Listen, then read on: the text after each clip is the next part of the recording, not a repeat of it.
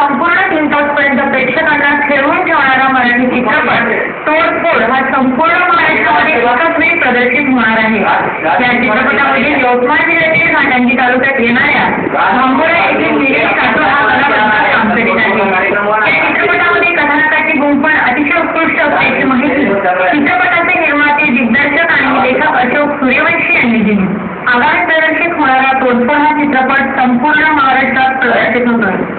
या मराठी चित्रपटाद्वारे हिंदीतील प्रसिद्ध खलनायक शिवा रिंदानी या मराठी चित्रपट सृष्टीत पदार्पण केले आहे।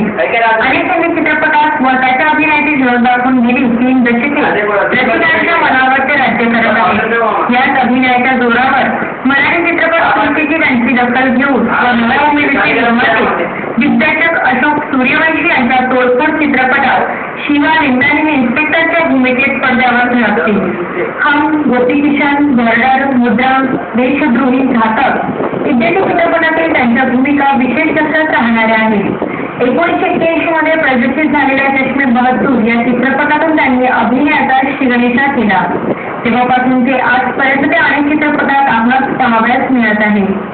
चित्रपट कलाकार ते निर्माता, दिग्दर्शक असा लांबचा प्रवास अशोक सूर्यवंशी यांचा आहे। सूर्यवंशी अनेक मराठी हिंदी सिनेमात झळकले, तर टीव्ही चॅनलवर त्यांचा मोठा चाहता वर्ग आहे। एवढा मोठा प्रदीर्घ अनुभव त्यांच्या पाठीशी आहे। सध्या समाजात करणाऱ्या वास्तववादी ज्वलंत विषयाची हाताळणी या चित्रपटात केली असून सामाजिक, राजकीय व समाज प्रबोधनात्मक अशा विषयांची या चित्रपटात मांडणी करून यावर भाष्य केले आहे।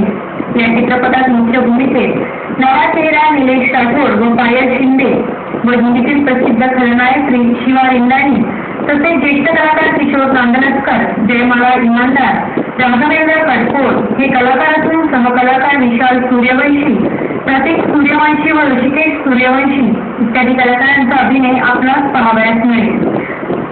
या चित्रपटाचे निर्माते, दिग्दर्शक व लेखक अशी तिहेरी बाजू अशोक सूर्यवंशी यांनी सांभाळली असून छाया इम्रान नझीर, संगीत राहुल पवार, गीत संजय कुशेकर व जनार्दन धुमाळ यांची असून या चित्रपटात एकूण 3 गीते आपणास पाहावयास मिळतील। हा चित्रपट लवकरच संपूर्ण महाराष्ट्रामध्ये प्रदर्शित होईल असे चित्रपटाचे निर्माते यांनी सांगितले। लागली ती पब्लिकचा मला भावत आहे आणि मला माझा विश्वास आहे की माझ्या चित्रपट जे करताय की सगळे लोक बघितल्यानंतर की खरंच आता काय ते माझे चित्रपट चालायचे नसते करायचे। तर आतापर्यंत जे चित्रपट असतात त्यांच्या कथा बघितल्या तर एकदम मूळ गरजेचे त्याला काही अर्थ नसतो, त्यातून लोकांना काही अडचण माझे लोक करतात आणि भविष्यात प्रमाणे शिकताय। हा मी दृष्टिकोन ठेवून हा चित्रपट केला आहे। तर सर्वप्रमाणे जर बघितला तर तुम्हाला अंदाज येईल की या चित्रपटाची जी कथा आहे अशा कथा आल्या परत चालायच्या चित्रपट येतील ही माझी मला इच्छा आहे। आणि राज्य स्वतःला कसं आहे ओळखीच्या लोकांना जास्त ते महत्व देतात। राज्य आपले मराठी चित्रपट जास्त महत्व देतात की जे कलाकार अभिनय चालत असतील त्यांना काहीतरी अनुदान दिलं जावं किंवा जे निर्माता देतात जे पैसा लावतात त्यांचा दिवस कुठे चांगले येतील आणि त्यांच्या चित्रपटाला लवकर कसं महत्व येईल हे आम्ही स्वतःला करावं अशी माझी इच्छा आहे। नागपूर यवतमाळ ट्रॅव्हल्समध्ये एका यवतमाळच्या मुलीची छेडछाड केल्याप्रकरणी 3 विद्यार्थ्यांना अटक करण्यात आली। युवा काँग्रेस कमिटीच्या कार्यकर्त्यांनी या तिघांना पटकावून यवतमाळ शहर पोलीस स्टेशनला त्यांच्यावर गुन्हा दाखल केला असून त्या तिघांवर कारवाई करण्यात